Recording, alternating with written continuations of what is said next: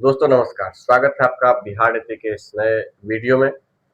दोस्तों, मैं मुहिम में लगा हुआ था बीपीएससी एडीओ के पेपर को कैंसिल करवाने में और पेपर कैंसिल हो चुकी है। लेकिन अब मैं इसमें क्या बोलूं वो समझ से परे है। क्या इसके लिए छात्रों को खुशी मनाना चाहिए या फिर दुख? क्या इसके लिए मतलब जो मेहनत करने वाले अभ्यर्थी थे उनको खुशी मनाना चाहिए या फिर वो जो सेटिंग करवाए हैं उसको? क्या 2 चरण का एग्ज़ाम के लिए खुशी मनाया जाए या फिर सिंगल एग्ज़ाम में जो जॉब होने वाली थी, थोड़ी आसान लग रही थी कि थोड़ा ज़्यादा मेहनत करेंगे, लेकिन सिंगल एग्ज़ाम में ही जॉब हो जाएगा, उनको खुशी मनाना चाहिए। कुल मिलाकर जो बीपीएससी एईडीओ की वैकेंसी है, जो फँस चुकी है, ये अब संशय में पड़ गई है और खटास में चली गई है। एग्ज़ाम कैंसल होना आपकी जीत है, जो पढ़ने वाले हैं, लेकिन उसमें भी जो पढ़ने वाले हैं और बिना सेटिंग के अच्छे खासे मार्क्स ला रहे थे, उनके लिए दुःख का सवाल है। अब इसमें सवाल ये उठता है कि आखिर किसको खुशी मनाना चाहिए और किसको दुख? ये सवाल है, ये सवाल मैं आप पर ही छोड़ता हूँ। वो आप लोग कमेंट कर देंगे कि आपके लिए खुशी का है सबब या ये भी दुख का है। लेकिन फिलहाल तो ये तय है कि थोड़ा-सा राहत मेहनत करने वालों को मिला होगा और ज़्यादा जो दुख है, वो सेटिंग करवाने वाले को हुआ होगा। लेकिन देखते हैं क्या होता है। फिलहाल तो यही है कि बीपीएससी एडीओ का एग्जाम कैंसिल हो चुका है। आपको नोटिस भी आपने देख ही लिया होगा, नहीं तो आपके स्क्रीन पे दिख रहा है और मैं आपको पढ़ के दिखा देता हूँ। कहा गया है कि सहायक शिक्षा विकास पदाधिकारी प्रतियोगिता परीक्षा के दौरान जिला स्तर पर जिला प्रशासन की सजगता के कारण कुछ केंद्रों पर ब्लूटूथ इत्यादि के माध्यम से कदाचार का आयोजन प्रयास करने वाले असामाजिक तत्वों अभ्यर्थियों के विरुद्ध प्राथमिकियां अन्य दंडात्मक कार्रवाई की गई है। साथ ही 32 अभ्यर्थियों को कदाचार का प्रयास परीक्षा में गड़बड़ी करने का षड्यंत्र रचने के आरोप में आयोग की आगामी परीक्षाओं से भाग लेने से प्रतिबंधित किया गया है।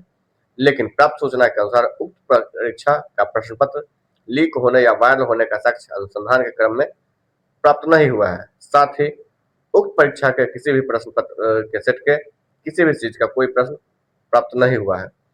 दोस्तों, बीपीएससी ने इतना तो माना कि सेटिंग कर रहे थे, लेकिन इस बात से भी कि इसमें किसी भी तरह का वायरल होने का साक्ष्य नहीं मिला या फिर कोई भी प्रश्न पत्र के सीरीज का कोई प्रश्न पत्र नहीं प्राप्त हुआ। ये कहीं न कहीं बीपीएससी खुद को निर्दोष भी साबित कर रही है। चलिए आगे देख लेते हैं क्या है। दर्ज की गई प्राथमिकियां विभिन्न समाचार पत्र, सोशल मीडिया में प्रसारित किए जा रहे समाचार इत्यादि में उक्त परीक्षा के दौरान कुछ केंद्रों पर परीक्षा की शुचिता को प्रभावित करने की कोशिश की गई है। तो कुल मिलाकर आपका बात करें तो समाचार और सोशल मीडिया को ही इसके लिए जिम्मेदार ठहराया गया है। अतः सम्यक विचार उपरांत मेधावी अभ्यर्थियों को व्यापक हित एवं कदाचार मुक्त एवं पारदर्शिता के साथ परीक्षाओं को आयोजित करने के आयोग की प्रतिबद्धता को ध्यान में रखते हुए 14/4/2026 से 21/4/2026 तक विज्ञापन संख्या 87/2025 को आयोजित सहायक शिक्षा विकास पदाधिकारी लिखित वस्तुनिष्ठ प्रतियोगिता परीक्षा की कुल 9 पालियों की परीक्षा एवं विज्ञापन 108/2025 अंतर्गत दिनांक 23/4/2026 को आयोजित सहायक लोक स्वच्छता एवं अशिष्ट प्रबंधन पदाधिकारी लिखित वस्तुनिष्ठ प्रतियोगिता परीक्षा को रद्द किया जाता है।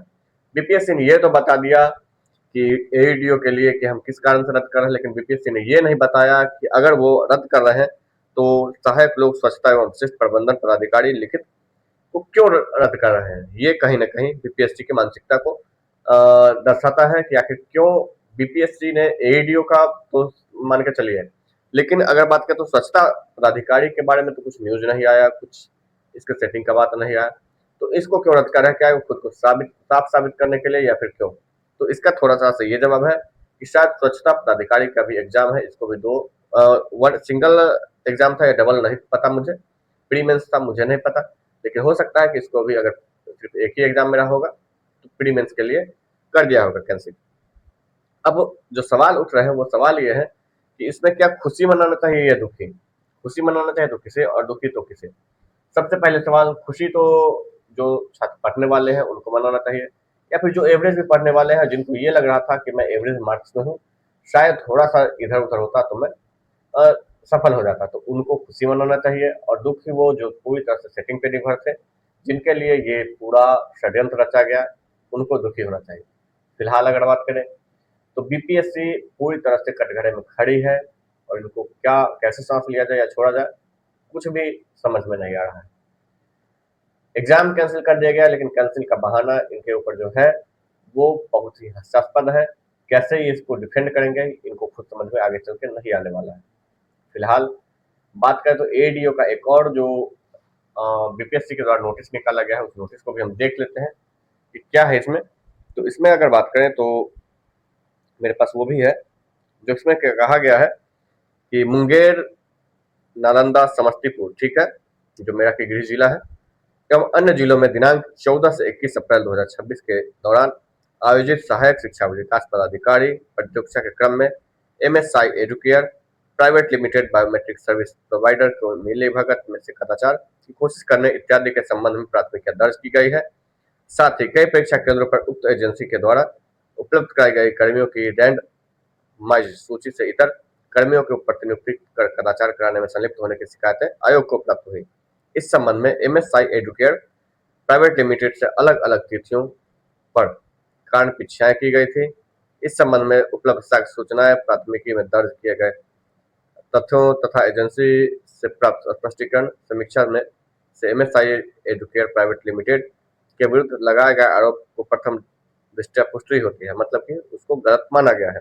एजेंसी द्वारा दिया गया स्पष्टीकरण समीक्षा उपरांत असंतोषजनक पाया गया है। उपरोक्त स्थिति में एकरारनामा की शर्तों के अनुसार एमएसआई एडुकेयर प्राइवेट लिमिटेड को प्रतिबंधित करते हुए उनके द्वारा समर्पित बैंक गारंटी की राशि जब्त की जाती है। बैंक गारंटी की राशि अगर आपने जब्त कर लिया तो ये छात्रों को बताने वाली कोई बात नहीं है, ये आपका गलती है, और इसको अगर हायर आपने किया तो ये भी आपकी ही रिस्पॉन्सिबिलिटी है। इसमें छात्रों की कहीं से भी कोई न तो गलती है और न ही इसमें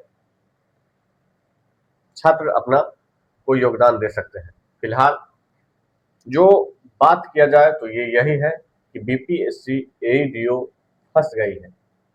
आप अगर पढ़ रहे हैं और आपके पास कोई दूसरा ऑप्शन है तो आप उनकी तैयारी कर सकते हैं। बीपीएससी एईडीओ अब लंबा खींचेगा, कम से कम 6 महीना और इसमें आप खपाइए। अभी तक बीपीएससी 72nd की कोई नोटिफिकेशन नहीं आई है, तो अब बीपीएससी उस पर लगेगी और उसका एग्जाम करवाएगी। लेकिन बीपीएससी ने एईडीओ की क्या करने वाले हैं, कब तक एग्जाम होगी, इसको लेकर कैबिनेट मीटिंग होगी। अब कैबिनेट मीटिंग में इसके 2 प्रस्ताव दिए जाएंगे कि इसके 2 एग्जाम लिए जाए, जिसका कि आपको चर्चा आपको मिल गया होगा। फिलहाल एईडीओ की बहाली आपके और या मेरे लिए खुशी का सबब है या दुख का सबब, ये कोई भी कहना कह नहीं सकता है, क्योंकि अगर कहेगा तो किस लिहाज पे कहेगा उसको कुछ समझ में नहीं आएगा। खुशी इस बात के लिए कि इसमें ये एग्जाम कैंसिल हो गई और शायद आपका सिलेक्शन होने वाला था, वो दुख मना, या फिर जो एग्जाम नई आने वाली है उसको लेकर के हाँ उसमें अच्छे से मैं प्रिपरेशन करके जाऊंगा, तो उसमें प्री और मेंस दोनों होने वाले हैं उसके लिए। दोस्तों कई ऐसे अभ्यर्थी थे जो अच्छी तैयारी कर रखे थे, वो इसलिए क्योंकि ये सिंगल एग्जाम में डायरेक्टली जॉब थी और अच्छी खासी लेवल 6 लेवल 7 की जॉब थी, अच्छा सैलरी मिलता, अच्छा पैकेज, अच्छा रुतबा, अच्छा सब कुछ। लेकिन सभी चीज को बीपीएससी ने एक झटके में तोड़ दिया। दूसरा सवाल ये है कि जो जॉब वाले लोग थे जो अपना सीएल यानी कैजुअल लीव जो होता है वो लेकर एग्जाम देने आया था और उनका जो कैजुअल लीव जो बर्बाद हो गया, वो क्या इसके लिए खुशी मनाएंगे, या फिर वो अभ्यर्थी जो कि समस्तीपुर से छपरा, समस्तीपुर से आरा, समस्तीपुर से गया जी, ऐसे जिलों में जाकर एग्जाम दिए, रात में स्टेशन पर सोए और स्टेशन पर से उठने के बाद दोबारा एग्जाम देकर जब दूसरे दिन घर वापस लौटे, एग्जाम अच्छा गया, सोचे इस बार सिलेक्शन हो जाएगा तो शायद लाइफ में कभी भी स्टेशन पर नहीं सोना पड़ेगा। लेकिन उनको क्या इस चीज के लिए खुशी मनाना चाहिए कि एक बार फिर से स्टेशन पर सोने का मौका मिलेगा बीपीएससी एईडीओ के कारण। ये सवाल उठना चाहिए। या फिर वो अभ्यर्थी जो कि 2-2 हजार, 2,500 देके रेंट पे या फिर किसी होटल में रात बिताए और कल होके एग्जाम दिया और सुबह 2 दिन के लिए 2,500 से 3,000 इन्वेस्ट किया और फिर उनको 2,500 से 3,000 बीपीएससी खर्च करवाएगी। क्यों? क्योंकि एक बार फिर से उनको समस्तीपुर से आरा जाना पड़ेगा, एक बार फिर से उनको समस्तीपुर से गया जी जाना पड़ेगा या फिर छपरा जाना पड़ेगा। फिलहाल सवाल कई हैं जिसका जवाब न मिला है और न मिलेगा। बीपीएससी आपको फिर से मधेपुरा से आरा भेजने वाली है, पूर्णिया से गया जी भेजने वाली है, या फिर सहरसा से गया जी भेजने वाली है, और फिर से एक बार आपका 2,500 से 3,000 4,000 का चूना लगवाने वाली है। इसके लिए आपको तहे दिल से शुक्रिया। फिलहाल बीपीएससी को दिल से थैंक यू करने के अलावा आप कुछ नहीं कर सकते हैं। एग्जाम कैंसिल होना मेरा भी मुहिम था, लेकिन आज मैं इसके लिए जो निगेटिव पॉइंट्स में निगेटिव बातें कर रहा हूँ उसका ये कारण है कि हमें इस चीज का दुख है कि आप उसके लिए समर्थ नहीं है कि आप एक फेयर एग्जाम करवा पाए, और आप इसके लिए खुद का पीठ थपथपा रहे हैं कि हमारा एक भी प्रूफ नहीं मिला। तो बिना प्रूफ के आपने रद्द भी कर दिया। आप ये भी कह रहे हैं कि कोई गलत का प्रूफ नहीं मिला है, आपने मीडिया के दबाव में किया है, ये आपका कहना है, जो कि आपने नोटिस में देख लिया। बीपीएससी सवाल खुद से खुद के ऊपर या फिर इनके पास जो मैन पावर है वो कोई भी नोटिस निकालने से पहले ये नहीं सोचती कि आखिर मैं क्या टाइप करूंगा तो हमारे ऊपर खुद ही सवाल उठ जाएगा। फिलहाल देखते हैं क्या होता है, लेकिन आप लोगों को किसी दूसरे एग्जाम की तैयारी में लग जाना चाहिए या फिर प्राइवेट जॉब में अपना देख लीजिए। फिलहाल इस वीडियो में इतना ही, मिलते हैं अगले वीडियो में। धन्यवाद।